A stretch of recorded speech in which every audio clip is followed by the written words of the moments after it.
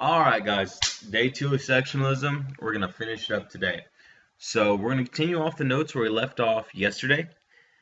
Make sure your notes are right on, give you about 20 seconds of silence so you can get your notes ready.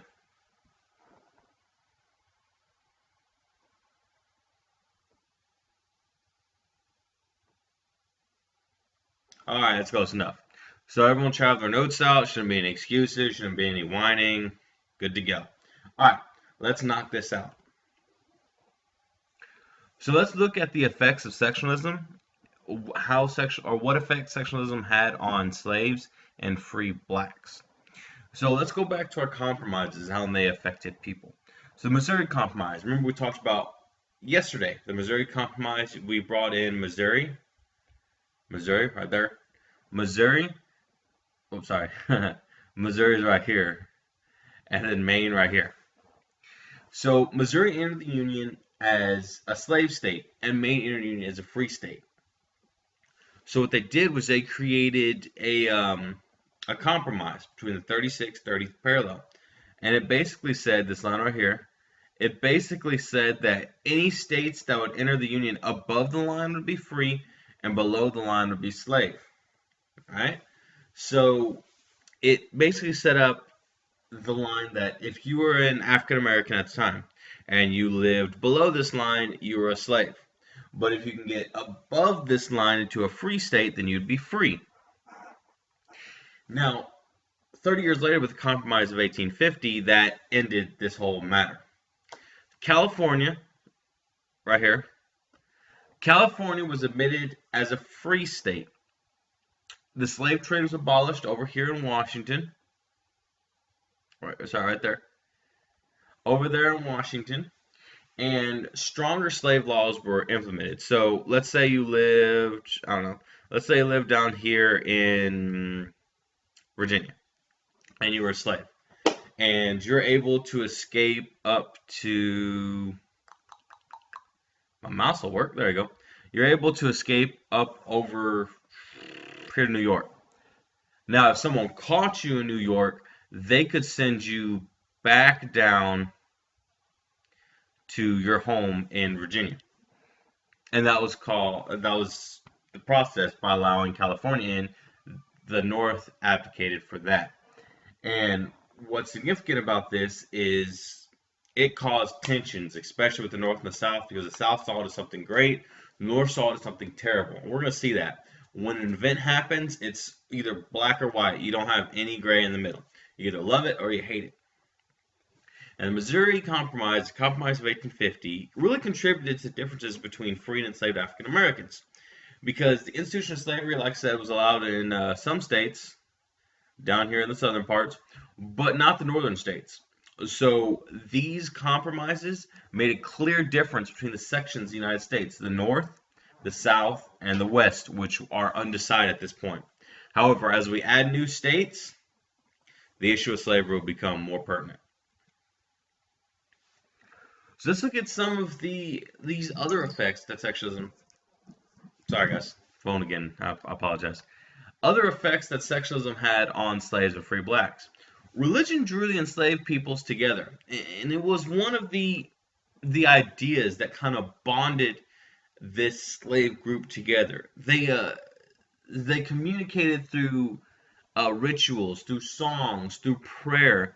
They had songs that these enslaved people created to build morale, to have a secret code, how to get north. Religion was central to these slaves' lives. But there's a flip side to it. If you had the religion that drew these guys together, racism really separated the whites from African Americans, both free and slave. And racism wasn't only a southern idea. It developed in both the North and the South. But Southerners were much more racist, and they were racist to a greater extent. There were a lot of abolitionists in the North who were not non-racist, just less racist. Now let's look at some economic effects of sectionalism on slaves and free blacks. So the Southern plantation system was in the South. That's this system down here on the right. So what the Southern plantation system was, is it relied heavily, heavily, heavily on slave labor, and enslaved people had no property rights, or no rights in general. Now what happened was the Southerners could make a ton of cash by farming these crops. However, they it required a lot of menial labor, and if you had to pay immigrants as menial labor, it would really cut into the profits of the Southern people. So what they decided to do was they incorporated slave labor in to increase their profits, just like the Northerners did with paying immigrants less money. However, the Southerners were more bad because, they didn't pay anyone. At least the immigrants in the North had some rights. Slaves had no rights. This goes to our flip side over here on our left side here. Northern industry. Their economy was all based on industry. So the slave trade was abolished in the North in almost all the states, and there was high populations of free African Americans compared to the South. Now there wasn't like a large, large, large populations of African Americans in the North. The major population of African American was in the South. And the North, on the other hand, they had a lot of opportunities for free African Americans. Um, African Americans were actually employed to the same degree as new immigrants coming to the nation. So they were still discriminated against, paid less, but at least they had some equal rights. In fact, free African Americans in the North could own their own property and had some rights, and in some states extended voting rights and some other basic economic rights as well. So sectionalism in the Civil War, remember guys, we have three sections. You have the North here, the South, and the West. And by the mid-1800s, industrialization and urbanization really characterized these separations. The North had factories, had railroads, it had a lot of industry. It was producing modern goods. They would take raw materials they got, particularly from the South, the West, and from other nations. They would take those goods, create finished products, and they would sell them back. So they would get cotton from the South. They would make a cotton shirt, cotton pants, and sell it back to the South at a higher price. And that would really characterize the Civil War. The North was better equipped. It had better logistical supplies. It can get troops and materials down to the South using its railroad. Better weapons, better clothes. It had a lot of the major advantages. By contrast, the South was characterized by plantation economy. It primarily produced cotton. It didn't really produce that much food either. And it lacked a lot of railroads, it lacked factories, it lacked schools, it lacked anything that you would think of as modern or industrial. So the South during the Civil War didn't have as good of weapons, as good of clothes, as good of logistical supplies. But what it did have was that the North came to attack the South, and the South had home field advantage. They knew their territory, so that's how it was able to hang in there. Also, they had some pretty good generals. And the West, by this time, the West was open to settlement. There was slowly being the construction of roads and canals. So the economy was building. It was primarily based on small farmers because there wasn't a lot of cities in the West. Think about the West as just like the country. Slowly people are moving out there and building, but not that much. So the main economy was built on like mom and pop small little farms.